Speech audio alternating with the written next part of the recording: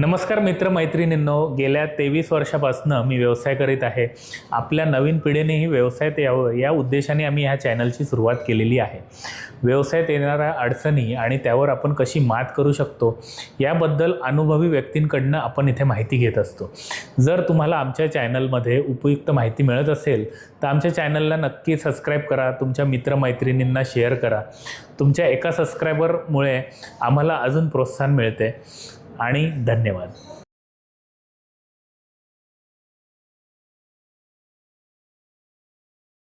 आजच्या भागामध्ये आज आपण इन्व्हेस्टमेंट, बिझनेसमध्ये होणाऱ्या चुका आणि बिझनेसमध्ये इन्व्हेस्टमेंट घेतल्यानंतर आपण कसा तो बिझनेस ग्रोथ करू शकतो, आज अमोल सरांकडनं याची माहिती घेणार आहोत.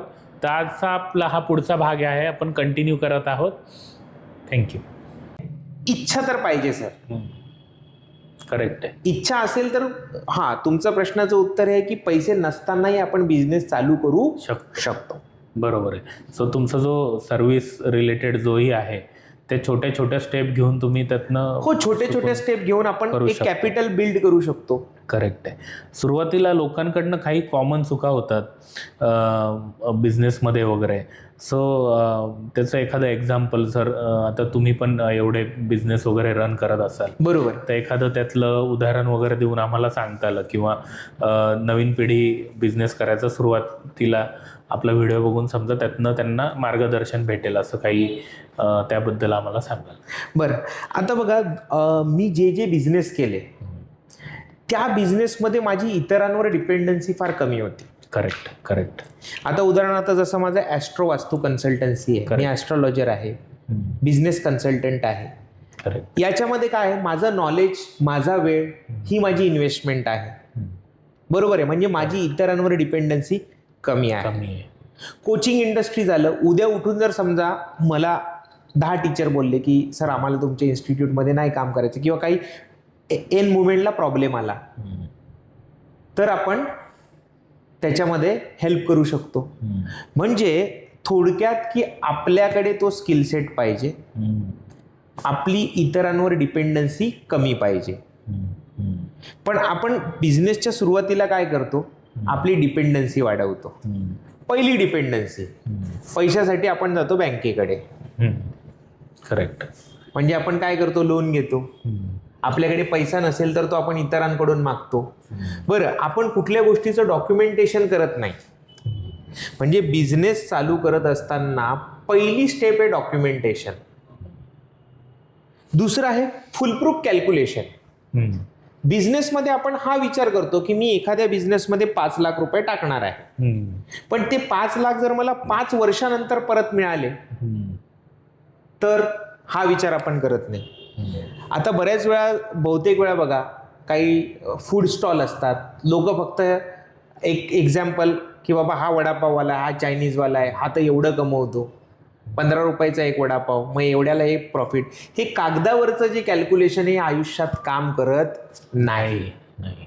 करेक्ट. मग पहिली चूक काय होते की ओव्हर एस्टिमेट करणं, याला पॉझिटिव्ह बायस म्हणतात. बिझनेस पर्सनने पॉझिटिव्हली बायस असू नये. म्हणजे काय माहितीये, ज्यावेळेस आपल्याला एखादा बिझनेस चालू करायचा असेल तर आपण फक्त त्याच्या पॉझिटिव्ह बाजू बघतो. म्हणजे बाबा हा हॉटेलवाला आहे, याने इतकी याची कमाई आहे, पण त्याच लाईनमध्ये गेल्या 5 वर्षामध्ये 70 ते 80 हॉटेल बंद झालेत, याचा तुम्ही स्टडी नाही करत.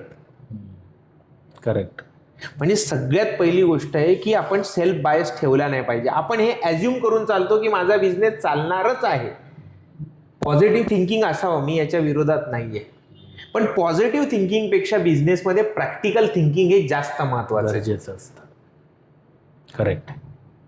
कारण लोक इन्स्पायर तर होतात, लॉ ऑफ अट्रॅक्शन, मला करोडपती बनायचं, असं जर असतं ना सर, तर प्रत्येक व्यक्ती करोडपती झाला असता. खरं आहे. पण प्रॅक्टिकल थिंकिंग महत्वाची आहे. मग पहिली चूक जी असतं, आपण प्रॅक्टिकल थिंकिंग करत नाही. दुसरं, आपण आहे ना त्याची कॉन्सिक्वेन्सेसचा विचार करत नाही, की समजा जर ही सिच्युएशन आली तर मी काय करणार. आता उदाहरणार्थ बऱ्याच वेळा असं होतं की तुम्ही हॉटेल चालू केलं, पण तुम्ही चांगले शेफ नाही आहेत, तुम्हाला त्या फील्डमधली माहिती नाहीये, पण अचानक जर तुमच्याकडे शेफ सोडून गेला तर तुम्ही ते हॉटेल कसं रन करणार. बरोबर. म्हणजे ज्या फील्डमध्ये आपल्याला इंटरेस्ट आहे, आवड आहे आणि आपण त्यातले मास्टर आहोत, आपण जर त्या फील्डमध्ये जर असलो तर आपल्याला एक बॅकअप स्वतःचा राहतो. करेक्ट. बरोबर आहे. म्हणजे आपण प्रॅक्टिकल विचार केला पाहिजे. दुसरं, कुठल्या पण गोष्टीला ओव्हर एस्टिमेट नाही केलं पाहिजे. ओव्हर एस्टिमेट म्हणजे काय? आपण विचार करतो की मी जर धंदा केला तर मी 1 वर्षात करोडपती होईल. नाही, तुम्हाला तेवढा पैसा कमवण्यासाठी, तेवढी एक्स मनी कमवण्यासाठी वाय अमाऊंटची मेहनत ही करावीच लागते. करेक्ट. आपण इतरांचं हे बघतो की यार 1 वर्षात या व्यक्तीने हा धंदा उभा केला आणि तो इतक्या व्हॅल्युएशनचा व्यक्ती झाला, पण त्याने ते वयाच्या 35व्या वर्षी केलं. पण वयाच्या 21व्या वर्षापासून 35व्या वर्षापर्यंत काय एक्सपेरिमेंट केलेत आणि किती फेल्युअरला सामोरे गेलेला आहे, यांनी कॅल्क्युलेशन केलेलं नसतं. करेक्ट. नंबर 2 की डॉक्युमेंटेशन म्हणजे बऱ्याच वेळा काय होतं की आपण ज्यावेळेस एज्युकेशनच्या फेजमध्ये असतो तर ऑब्व्हियसली आपल्याकडे पैसा नसतो. करेक्ट. मग आपण काय केलं पाहिजे की पैसा उभारण्यासाठी त्याच्याकडे मागणी करतो, त्यावेळेस आपण प्रॉपर डॉक्युमेंटेशन करत नाही. म्हणजे एखाद्याकडून पैसा घेत असताना मग आपण त्याला बिझनेसमध्ये पार्टनरशिप देतोय का? मग ती पार्टनरशिप प्रॉफिट आणि लॉस दोघांमध्ये असेल का? बरं, एक्झिट करायचं असेल तर त्याचे काय रूल्स आहेत? समजा आज तुम्ही एखाद्या बिझनेसमध्ये पैसा टाकला, बिझनेसमध्ये चढ आणि उतार अशा दोन्ही गोष्टी बघायला लागतात. साईन वेव्ह असते ना, साईन वेव्ह सारखं आहे. पॉझिटिव्ह आणि निगेटिव्ह दोन्ही हात तुम्हाला बघावे लागतात. पण इन्व्हेस्टरचं आणि पैसा टाकणाऱ्यांचं गणित काय असतं माहिती आहे का? ज्यावेळेस त्यांना माहिती पडतं की बाबा हा आता खाली चाललाय, त्यावेळेस पैशाची गरज असते. उलट त्यांनी आपल्याला फंड प्रोव्हाइड केला पाहिजे. पण त्या कंडिशनमध्ये जर त्यांनी फंड मागायला सुरुवात केली तर काय? म्हणून यासाठी 2 नंबर डॉक्युमेंटेशन हे फार गरजेचं आहे. म्हणजे बिझनेसमध्ये कुठलीच गोष्ट ॲज्युम नाही केली पाहिजे, ती क्रिस्टल क्लिअर असली पाहिजे. करेक्ट आहे. करेक्ट. नंबर 3, आपण स्वतःचं व्हॅल्युएशन लावत नाही बिझनेसमध्ये. आता उदाहरणार्थ, मी जर बिझनेसमध्ये काम करणार आहे, बऱ्याच वेळा लोक इतरांना सॅलरी देण्यासाठी कमवतात. हो. म्हणजे तेवढंच कमवतात जेवढ्यातून त्यांची सॅलरी जाईल. मग आपण हे पण केलं पाहिजे की जर मी जॉब केला असता तर मी किती सॅलरी घेतली असती. स्वतःला ओनर बरोबर एक एम्प्लॉय म्हणून आपला सॅलरी पण काउंट केली पाहिजे, आपल्या वेळेचं पण व्हॅल्युएशन्स केले पाहिजेत. मग हे सगळे कॅल्क्युलेशन आपण करत नाही. मग हे कॅल्क्युलेशन करण्यासाठी गायडन्स पाहिजे आपल्याला. पण अनफॉर्च्युनेटली आहे ना, आपण जर आसपास बघतो, आता मी आमच्या पण आजूबाजूचं जे वातावरण बघतो, आपण आहे ना एखाद्याकडून काउन्सिलिंग घेणं किंवा ओपिनियन घेणं किंवा बिझनेस एक्सपर्टचं ओपिनियन अवॉइड करतो. आपण तिथे 5-10 हजाराकडे बघतो, पण आपण लाखोंचं नुकसान इझिली बुक करतो. म्हणून माझं मत आहे की बिझनेस चालू करण्याच्या अगोदर एका कन्सल्टंटशी बोलणं गरजेचं आहे. कारण you are dealing with the hard earn money. आपण कॅपिटलशी ज्यावेळेस डील करतो तर पैशाची एक्सपेरिमेंट करायचा नसतो. करेक्ट आहे. कारण जर पैशाने तुमच्याबरोबर एक्सपेरिमेंट केला तर मग ते सहन झालं पाहिजे आपल्याला. बरोबर आहे की नाही? करेक्ट. तर मला हे 3 मुद्दे सांगावेसे वाटतात. ओके. सो बिझनेस करताना आपल्याला एक माइंडसेट जो आहे हा प्रॅक्टिकल थिंकिंगचा लागतो. करेक्ट. सो जे नॉर्मल व्यक्ती आहे आणि जे सक्सेसफुल बिझनेसमॅन वगैरे आहे, त्यांच्या माइंडसेटमधला तुम्ही काय डिफरन्स बघता? हां, माइंडसेट तर डेफिनेटली लागतो. बघा, म्हणजे तुमचा प्रश्न असा आहे की बिझनेस करणाऱ्या व्यक्तीचा आणि जॉब करणाऱ्या व्यक्तीचा काय माइंडसेट आहे, किंवा मग तो माइंडसेट शिफ्ट जर एखादा जॉब करणारा विद्यार्थी आहे ज्याला बिझनेसमध्ये यायचं, तर त्याचा जो माइंडसेट आहे तो माइंडसेट शिफ्टिंगसाठी सगळ्यात पहिली गोष्ट आहे सर, तुम्हाला जर जॉबमधून बिझनेसमध्ये यायचं असेल तर तुम्हाला तुमचा कम्फर्ट झोन सोडावा लागतो. करेक्ट. जॉब हा 8 ते 10 तास असतो, पण बिझनेस हा 24 तास असतो. तुमच्यावर सोल रिस्पॉन्सिबिलिटी असते. आपल्याला जबाबदारी घेण्याची सवय पाहिजे की नाही बाबा, याच्यासाठी ही रिस्पॉन्सिबिलिटी घेण्याची ताकद पाहिजे, तरच आपण या क्षेत्रामध्ये येऊ शकतो. नंबर 2, फोकस पाहिजे आपल्याकडे. बरोबर आहे? करेक्ट. आता जॉब म्हटला तर एक सिक्युअर इन्कम आहे, पण प्रत्येक महिन्याला फिक्स आहे. तुम्हाला माहिती आहे की 5 ते 10 तारखेमध्ये मला एवढी अमाऊंट येणारच आहे.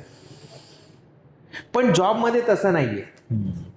जॉबमध्ये त्याच्यापेक्षा काही पटींनी जास्त सुद्धा अमाऊंट येऊ शकते, किंवा असं पण होईल की तुम्हाला खिशातून पैसा लावावा लागेल. मग ती इन्सिक्युरिटी नको माणसामध्ये. मग त्या फिअरला आहे ना फेस करण्याची ताकद पाहिजे. दुसरं की लर्निंग इज अ अर्निंग. आपल्याला जॉबमध्ये असू द्या किंवा बिझनेसमध्ये असू द्या, you should be a constant learner. कारण की मार्केटमध्ये आल्यानंतर आपलं कस्टमर ॲक्वायर करण्यापेक्षा कस्टमर टिकवण्यासाठी खूप मेहनत आहे. गरजेचं. करेक्ट. मग ती मेहनत करण्याची आपली तयारी आपण ठेवली पाहिजे. तिसरं आहे अलर्टनेस. आपल्याला जागरूकता पाहिजे. बऱ्याच वेळा असं होतं की आपण एक बिझनेस टाकतो, तो कोणाच्या तरी भरोशावर टाकतो. मग आपण आपलं काहीतरी वेगळं, आपल्याला काय वाटतं मी बॉस आहे, मी फ्रीडम घेतो, मी फिरतोय, बाकीचं सिस्टीम चालेल. पण सिस्टीम तेव्हाच चालेल ज्यावेळेस तुम्ही सिस्टीममध्ये असाल. नाहीतर बऱ्याच वेळा असं होतं की भरोसे की गाय साराचारा खाय. आणि हे झालेलं आहे. असे कित्येक मी बिझनेस बघितलेले आहेत. माझे काही फ्रेंड होते, कल्याणमध्येच त्यांनी पार्टनरशिपमध्ये बिझनेस ओपन केला. पण या गोष्टींची क्लॅरिटी नसल्यामुळे मी त्यांचं नाव नाही घेणार इथे, कारण हे बिझनेसचे जरा थोडेसे प्रायव्हसी इश्यूज आहेत. पण ते जे XYZ होते, त्यांचं अर्निंग चांगलं होतं, पण मिळून जॉब केला, मिळून बिझनेस केला त्यांनी एकत्र. पण त्या बिझनेसमधून आउटकम 0. हा म्हणतो की आता माझा जॉब हायेस्ट प्रायोरिटीचा आहे. मग काय म्हणतं, ठीक आहे बाबा, तुझ्या रोलसाठी एक जण रिप्लेस केला, मग त्याला पैसे द्यायचे. पण मग असं करत करत तुम्ही स्वतःच जर बिझनेसवर नसाल तर ते काही गणित बसत नाही. करेक्ट. म्हणून तुम्हाला बिझनेसमध्ये येण्यासाठी बिझनेसच्या काही बेसिक टर्मिनॉलॉजी माहिती पाहिजेत. करेक्ट आहे. करेक्ट. कधी कधी लोकांना वाटतं की अरे यार, मी बिझनेसमध्ये 10 लाख टाकले, पण 4 वर्षामध्ये मी 15 लाख कमवले. बरोबर आहे. म्हणजे तुम्ही ॲक्च्युली 5 लाख कमवलेले आहेत. 10 टाकून ज्यावेळेस तुमचा प्रॉफिट किती आहे, 5 लाख आहे. मग तुम्ही वर्षाला ॲव्हरेज ₹1,00,000 कमवले, त्याच्यात काय मोठी गोष्ट केली. जॉब करून पण करू शकतो ते. दुसरं, आपण हा विचार नाही करत. आपण फक्त ना पैशाची व्हॅल्यू बघतो, पण पैशाची व्हॅल्यू आहे ना डे बाय डे चेंज होते. आज उदाहरणार्थ मी एखाद्या बिझनेसमध्ये 4 वर्षापूर्वी ₹5,00,000 टाकले होते. बरोबर आहे. आणि त्याची रिकव्हरी माझी, बघा, प्रत्येक बिझनेसमध्ये एक पेबॅक पिरियड नावाचा कॉन्सेप्ट असतो. आपण टाकलेली अमाऊंट किती वेळात बाहेर येईल याला म्हणतात पेबॅक पिरियड. आपण त्याचा विचारच करत नाही. काही काही बिझनेसमध्ये टाकलेली अमाऊंटच बाहेर यायला 5 ते 6 वर्षाचा कालावधी लागतो. मग आपली तेवढी कॅपॅसिटी आहे का? नाही. म्हणून दुसरं की जर समजा आपल्याला मिळालं पण प्रॉफिट, पण त्याची सध्याची व्हॅल्युएशन काय आहे, म्हणजे माझ्याकडे 5 वर्षापूर्वी 5 लाख असणं आणि आत्ता 5 लाख असणं फरक आहे. कारण डे बाय डे आपली परचेसिंग पॉवर ही कमी होते. बरोबर. सोन्याचंच उदाहरण घ्या. 5 वर्षापूर्वी सोनं साधारणपणे 40 ते 45 हजार रुपये तोळं होतं, 10 ग्रॅम. बरोबर आहे. आज काय सोन्याचा भाव? $2.25 लाख. $2.25 लाख. म्हणजे तुमची परचेसिंग पॉवर काय झाली? कमी झाली ना. म्हणजे वेळेनुसार आपलं इन्कम पण वाढलं पाहिजे. म्हणून पेबॅक पिरियड याच्यावर पण लक्ष देणं आवश्यक आहे. करेक्ट. राईट. सो एक अननोन फेअर असतो बिझनेसमध्ये फेल्युअर होण्याचा, किंवा एक आपण मोठी इन्व्हेस्टमेंट वगैरे घेतो. सो आपला जो अननोन फेअर असतो ह्याच्यामध्ये, म्हणजे बिझनेस सुरुवात करायच्या आधीच काही गोष्टी कधी कधी आपल्याला वाटतात की अरे फेल होईल, इन्व्हेस्टमेंट घ्यायची आहे. मग त्या भीतीनेच कधी कधी बिझनेस चालू वगैरे नाही करत. सो ह्याच्यासाठी आपण काय करू शकतो? बघा, अननोन फिअर जो असतो ना, फिअरचे कारण महत्वाचं आहे. बघा, माणूस घाबरतो केव्हा? एकतर त्याला त्याच्यामधला कॉन्फिडन्स नसेल. मग आपल्याला भीती का वाटते? मी जर म्हटलं ना की का, व्हाय, याचं उत्तर आयुष्यात शोधणं फार गरजेचं आहे. समजा मला बिझनेस चालू करायचा आहे पण मला भीती वाटते. मग मी प्रश्न विचारला पाहिजे की मला भीती का वाटते. मग मी स्वतःला प्रश्न विचारल्यानंतर मला कळतं की बाबा, मी ज्या लोकांबरोबर पार्टनरशिप करतोय, मला असं भीती वाटते उद्या त्यांनी काही प्लस मायनस केलं तर. मग त्याचं सोल्युशन काढायचं. त्याचं सोल्युशन काय आहे? प्रॉपर डॉक्युमेंटेशन करा, प्रॉपर ॲग्रीमेंट करा, टर्म्स अँड कंडिशन क्लिअर ठेवा, मैत्रीच्या जागेवर ठेवा, व्यवहाराच्या जागेवर ठेवा. समजा मला बिझनेसमध्ये जाण्याच्या अगोदर मला समजलं की बाबा मला भीती वाटते. का वाटते? माझ्याकडे प्रॉपर फंड नाहीये. मग मी थोडा वेळ थांबेल. बाबा आत्ता आपण भीती याच्यासाठी वाटते, जर प्लस मायनस झालं तर मी याला बॅकअप नाही देऊ शकत. मग 6 महिने थांबून कॅपिटल पहिल्यांदा जमा करा, मग बिझनेसमध्ये उतरा. हे जे फिअर, उदाहरणार्थ फिअर असेल की मला वाटतं की बाबा मलाच या बिझनेसमधलं काय माहिती नाही, म्हणजे मी फक्त सेल्सचा मास्टर आहे पण मला या बनवण्याच्या प्रक्रियेतलं काय माहिती नाहीये. मग एकतर तुम्ही एक्सपर्टला हायर करा, त्याच्याबरोबर डॉक्युमेंटेशन करा की बाबा तुला एवढे दिवस माझ्याबरोबर थांबायचंच आहे बाय उपर प्रूफ. करेक्ट. बरोबर आहे. म्हणजे फिअर तर येणारच. बघा, थोडासा प्रेशर असणं गरजेचं आहे, कारण प्रेशर आपल्याला चांगली क्वालिटी द्यायला पण मदत करतं. करेक्ट. गाडीच्या चाकामध्ये जेवढी हवा असेल चांगली टणटणीत तर गाडी पळते, पण हवा निघाली तर तिचा स्पीड पण कमी होणार. तसं प्रेशरचं आहे. हां, बऱ्याच वेळा दुसरं काय असतं, जर तुम्हाला कारण नसेल सापडत, म्हणजे मला कुठलंच कारण मिळालं नाही की मला भीती का वाटते, म्हणजे थोडक्यात आपल्याला आत्मविश्वास त्या गोष्टीमध्ये नाहीये, किंवा आपल्याला वाटतं की आपलं मन सांगतंय की बाबा हे नाही केलं पाहिजे. आणि मला असं वाटतं की अशा वेळेस आपण मनाचं ऐकलं पाहिजे. करेक्ट. कारण या पॉइंट ऑफ टाइमला तुम्हाला तुमच्या बाबतीत जेवढ्या गोष्टी माहिती आहेत, मला माझ्या बाबतीत जेवढ्या गोष्टी माहिती आहेत तेवढ्या कोणालाच माहिती नाही. त्यामुळे या फिअरला फेस केलं पाहिजे आणि त्या फिअरची कारणं शोधली पाहिजेत. करेक्ट. बरोबर आहे. आणि फिअर स्वाभाविक आहे. मी जर एखाद्या नवीन क्षेत्रामध्ये जर गेलो ना तर मला पण भीती वाटते, पण मग मी यावेळेस अशा वेळेस काय करतो, मी शांत डोक्याने विचार करतो आणि त्या भीतीचं कारण शोधतो. कारण सापडलं की त्याचं सोल्युशन काढतो. आणि जर ती अनाहूत भीती असेल तर मग मी माझ्या माइंडला विचारतो की मला आत्ता याचं कारण नाही सापडत आहे, मग माझं इंट्युशनवर जातो मी की बाबा मी आत्ता हे केलं पाहिजे की थांबलं पाहिजे. बऱ्याच वेळा मी थांबतो. करेक्ट. हे गरजेचंच आहे. आणि जी काही फिअर असेल ते असं लिहून काढणं आणि मग त्याच्यावर प्रॉपर सोल्युशन्स काय. बरोबर आहे. समजा तुम्हाला माहिती आहे की मला हे बिझनेस, तुम्ही प्रश्न विचारला, मला बिझनेसमध्ये पण कॉन्फिडन्स आहे, माझ्याकडे पैसा पण आहे, माझे पार्टनर पण चांगले आहेत, तरी मला अनाहूत भीती वाटते, then you should hire a counsellor. की ती भीती कशामुळे आहे, काय भीती आहे. बरं, कधी कधी ती भीती नॉर्मल असते, म्हणजे मी हा पण प्रश्न विचारतो की ही भीती माझ्या बिझनेस रिलेटेड आहे का, मग त्या बिझनेसमध्ये काही इम्पॅक्ट देणार. समजा ती भीती बिझनेस रिलेटेड नाही, दुसऱ्या अननोन गोष्टींच्या बाबतीत आहे. म्हणजे मला कळलं की मला भीती वाटते की समजा परत एखादा कोरोना आला, लॉकडाऊन लागला तर, म्हणजे ही एक रेअर पॉसिबिलिटी आहे. म्हणजे मग आपण आपल्याला भीतीचं कारण पण शोधणं, आणि परत गोष्ट आहे ती आत्मपरीक्षणावर. तर फिअर असणं पण गरजेचं आहे, जेणेकरून फिअर जर असेल तर आपल्याला त्याची निगेटिव्ह बाजू पण विचार करणं आवश्यक आहे. करेक्ट. राईट.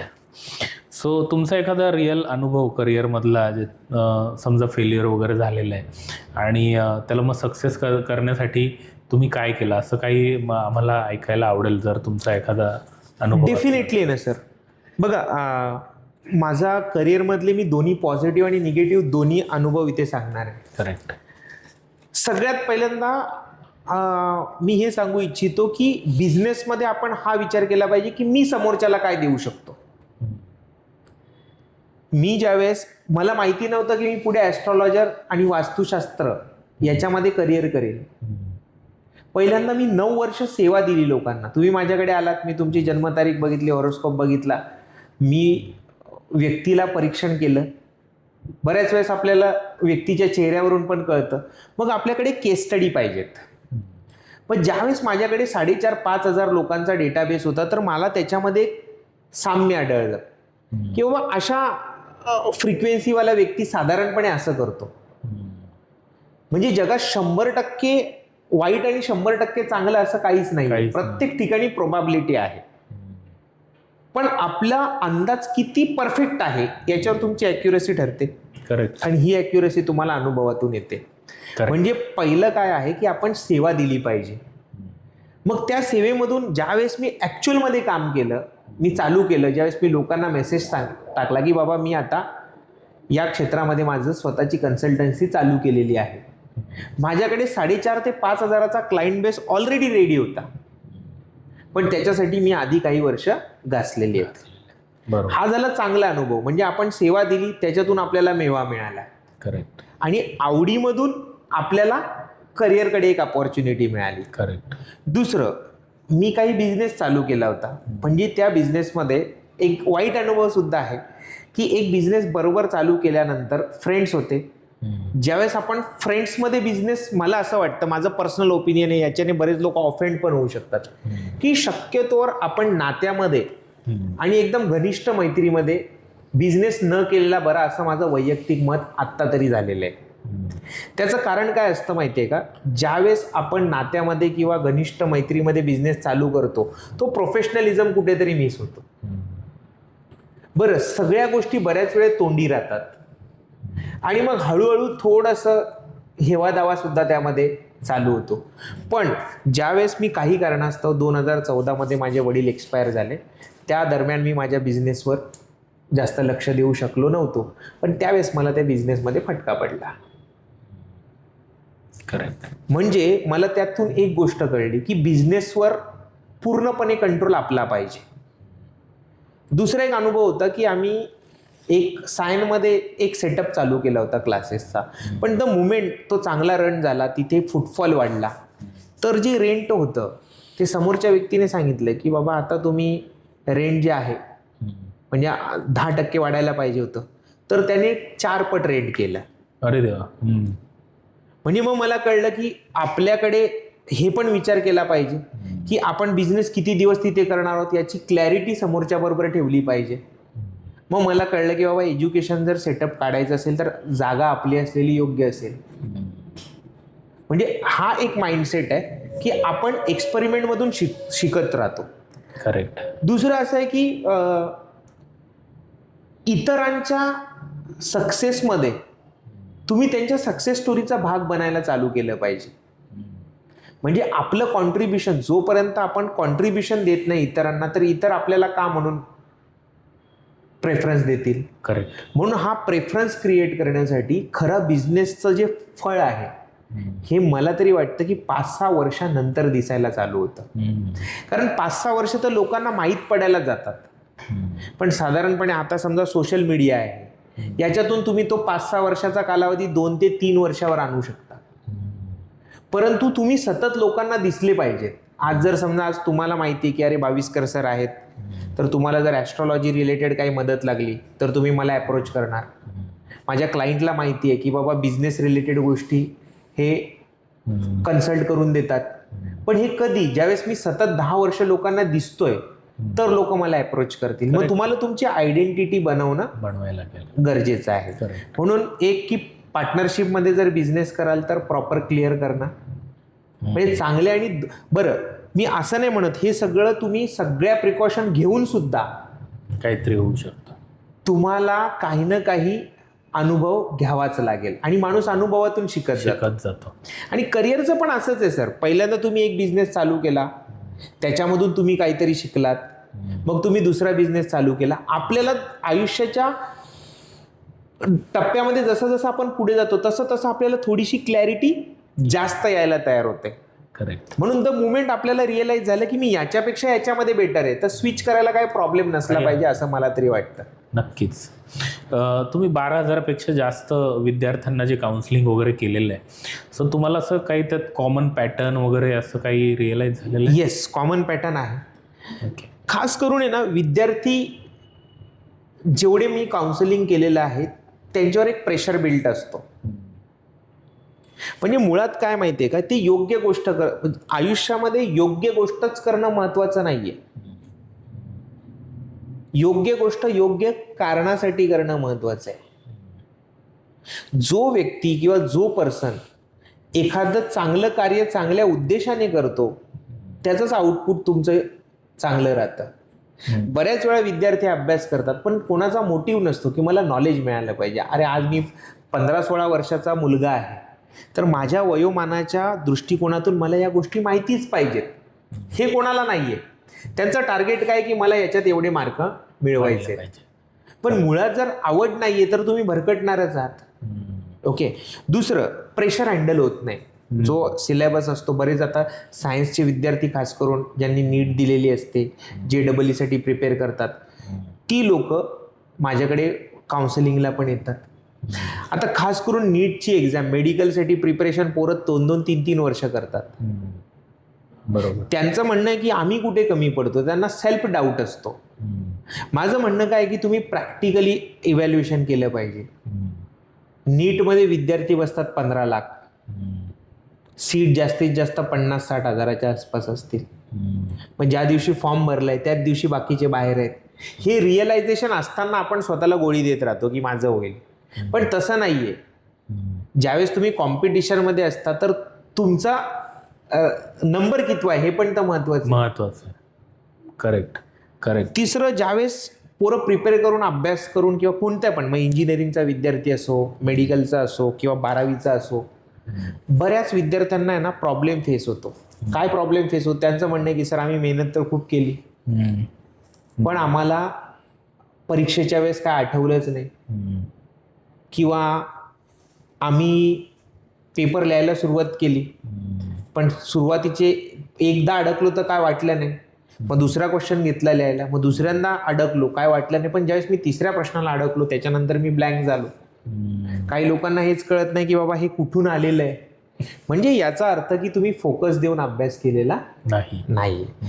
दुसरं अजून एक कारण असतं की आपल्याला इच्छा नाहीये पण आपल्यावर ती गोष्ट लादली गेलेली आहे. मग अशा वेळेस ती लादून घ्यायची की नाही घ्यायची हे आपण ठरवलं पाहिजे. पण त्याच्यासाठी असं तर नाहीये ना, म्हणजे आई वडील बघा, आई वडिलांना, प्रत्येक आई वडिलांना वाटतं की आपल्या मुलाने चांगलं करिअर केलं पाहिजे, पण तुम्हाला एखादं फील्ड आवडत नाही म्हणून तुम्ही 12वीत अभ्यास करणार नाही, किंवा तुम्ही इंजिनिअरिंगमध्ये अभ्यास करणार नाही, किंवा XYZ करिअरमध्ये अभ्यास करणार नाही, असं नाहीये. कुठलीच गोष्ट इम्पॉसिबल नाही, पण आपण त्याला वेळ देत नाही. करेक्ट. आणि बऱ्याच वेळा काय होतं तुमचं, मला असं वाटतं पर्सनली की एखाद्या विद्यार्थ्याचं मार्कशीट आहे हे पूर्णपणे त्याचं टॅलेंट जस्टिफाय नाही करत. करेक्ट. हे थोडंसं वादग्रस्त विधान असू शकतं, पण तरी सुद्धा मी सांगतो त्याचं एक महत्त्वपूर्ण कारण आहे. माझ्याकडे 2 मार्कशीट आहेत. एका मार्कशीटमध्ये 95% आहेत आणि एका मार्कशीटमध्ये 84% आहेत. जर मी मार्कशीटला तुलना केली तर ऑब्व्हियसली 95% जास्त आहेत. बरोबर आहे. करेक्ट. पण जर मी तुम्हाला सांगितलं की 95% ज्या विद्यार्थ्यांनी मिळवलं त्याने 2000 तास अभ्यास केलाय आणि 85% ज्याने मार्क मिळवले त्याने 150 तास अभ्यास केलाय, तर आता तुमचा पर्स्पेक्टिव्ह बदलला, चेंज झाला. म्हणजे किती आउटपुट आणलंय, किती वेळात आणलंय हे पण महत्वाचं ठरतं. दुसरं, पण जर 84 वाल्याकडे एक गोष्ट नाहीये, कन्सिस्टन्सी, म्हणजे त्याला कोणी तर थांबवलं नव्हतं ना तेवढा परफॉर्म करण्यापासून. म्हणून प्रत्येक व्यक्ती हा वेगळा आहे, प्रत्येक व्यक्ती हा युनिक आहे. म्हणून याच्यामध्ये जास्त करून विद्यार्थी जातात सेल्फ डाऊटमध्ये. दुसरं कंपॅरिझन. तिसरं लॅक ऑफ फोकस. चौथं रॉकेट थिअरीवर काम करणं.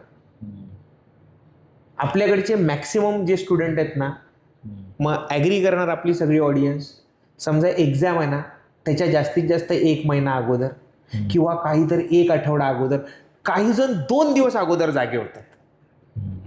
आणि मला सांगा की रिझल्ट आल्यानंतर आपण आपलं माकड दुसऱ्याच्या खांद्यावर टाकतो की कॉलेज बरोबर नव्हतं, त्या क्लासमध्ये व्यवस्थित शिकवलं नाही, मला टीचर्सनेच गाईड केलं नाही, अरे मी आजारी पडलो नसतो तर मला हे आउटकम आलं.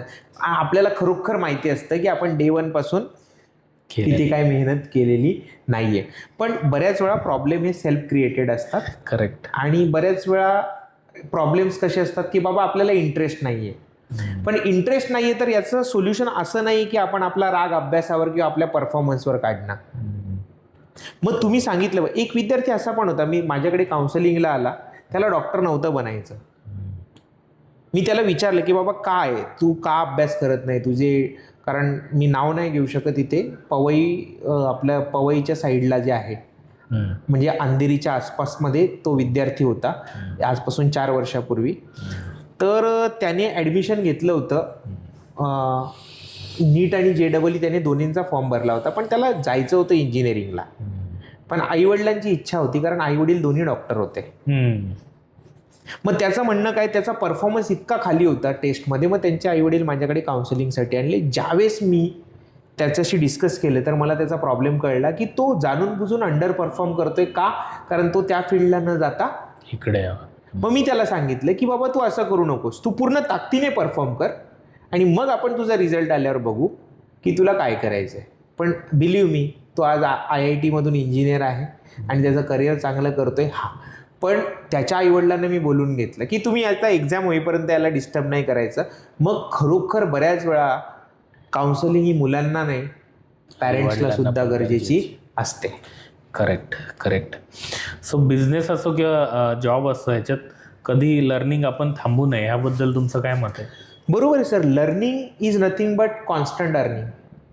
तुम्ही जर लर्निंग बोलत असला तर लर्निंगचा इको अर्निंग आहे. विदाऊट लर्निंग काहीच गोष्टी पॉसिबल नाही आहेत. आता ज्यावेळेस मी माझा एक स्वतःचा अनुभव शेअर करू इच्छितो. लोकांना वाटतं आजकाल बघा, ॲस्ट्रॉलॉजर म्हणजे यूट्यूब झालं, इकडे झालं, एकदम उच्छाद मांडलाय लोकांनी. पण ॲक्च्युली ती ॲस्ट्रॉलॉजी नाही.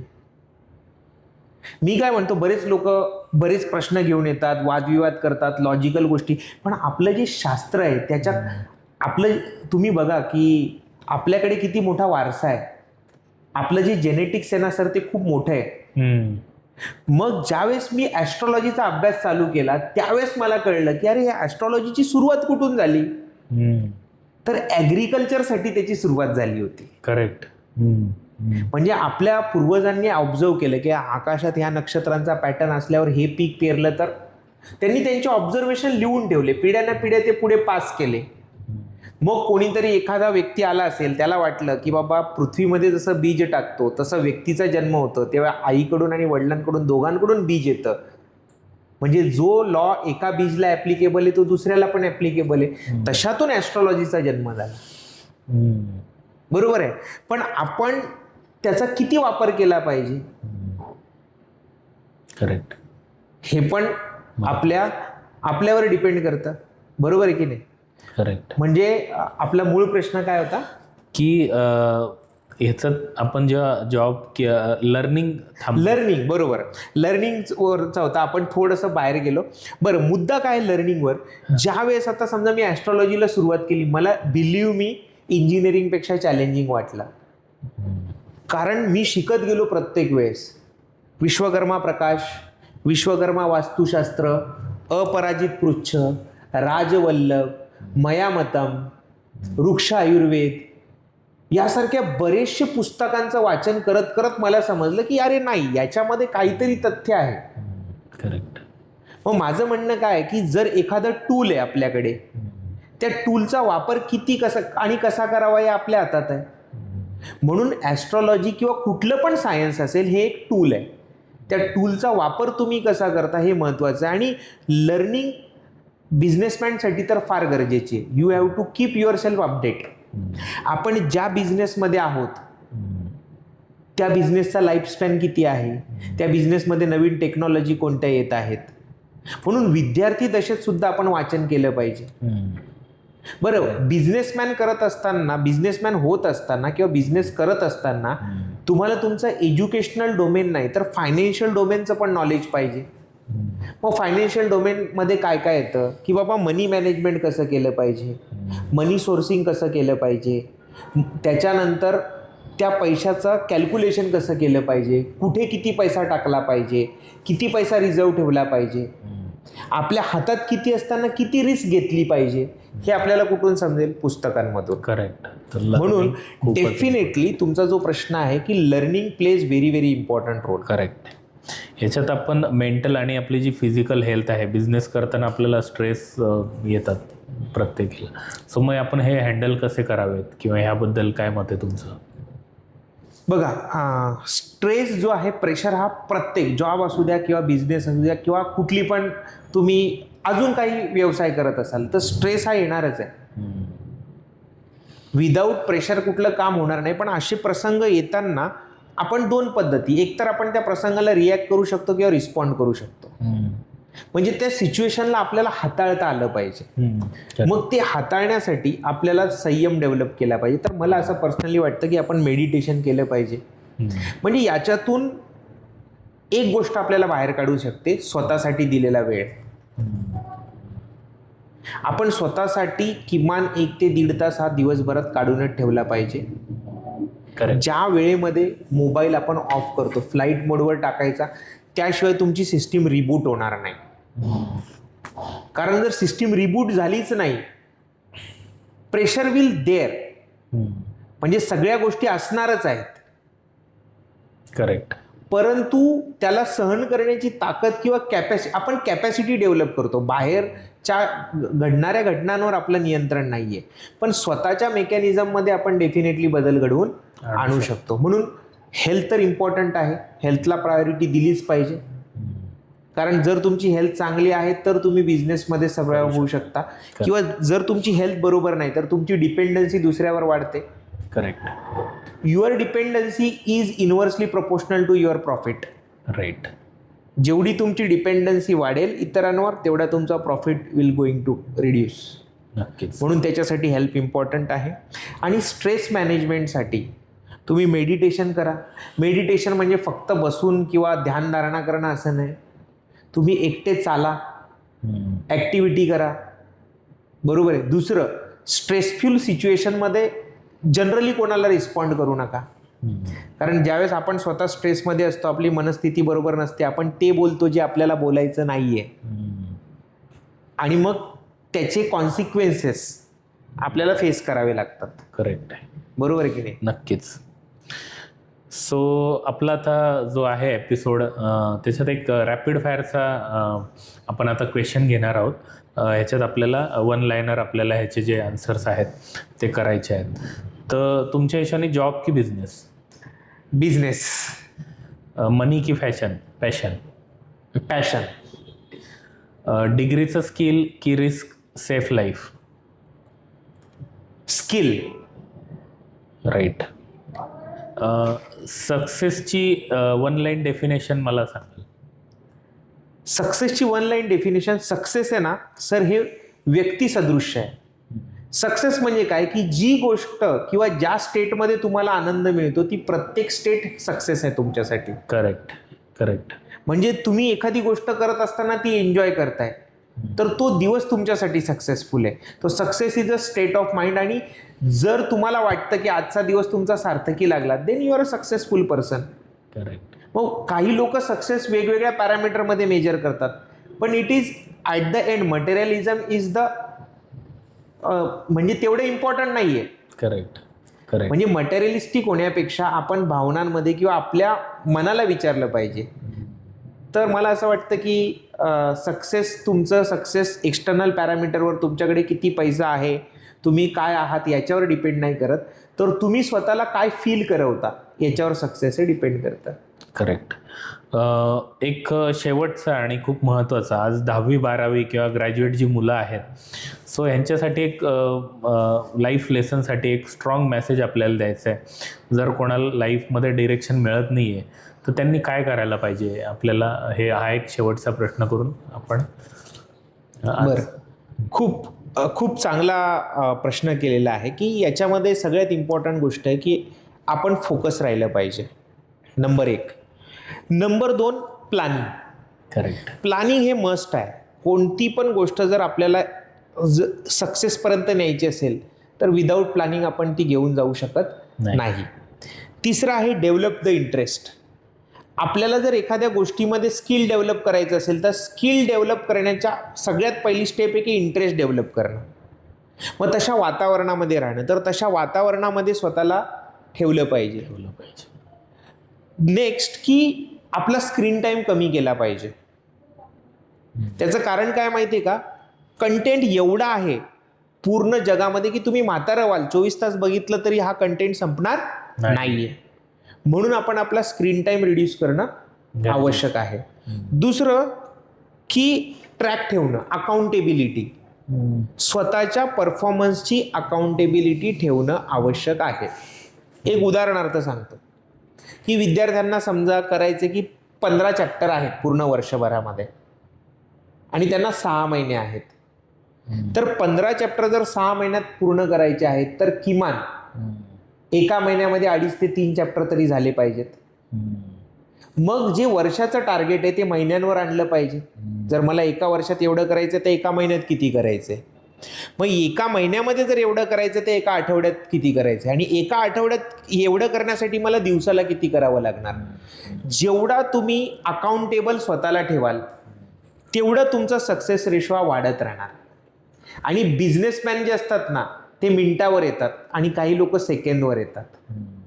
आणि ही खरी यशाच्या मागची सजगता आहे. तर मी सांगेल की फोकस ठेवा, प्लॅनिंग ठेवा, अकाउंटेबिलिटी ठेवा, आवड निर्माण करा, स्किल डेव्हलप करण्यासाठी फोकस करा. परत परत प्लॅनिंग चेंज करू नका. एक जर रस्ता पकडला तर आपण त्याच्यामध्ये वेळ दिला पाहिजे. वेळ देणं हे आपल्यासाठी फार गरजेचं आहे आणि महत्त्वपूर्ण आहे, एवढं मला वाटतं सर. ओके.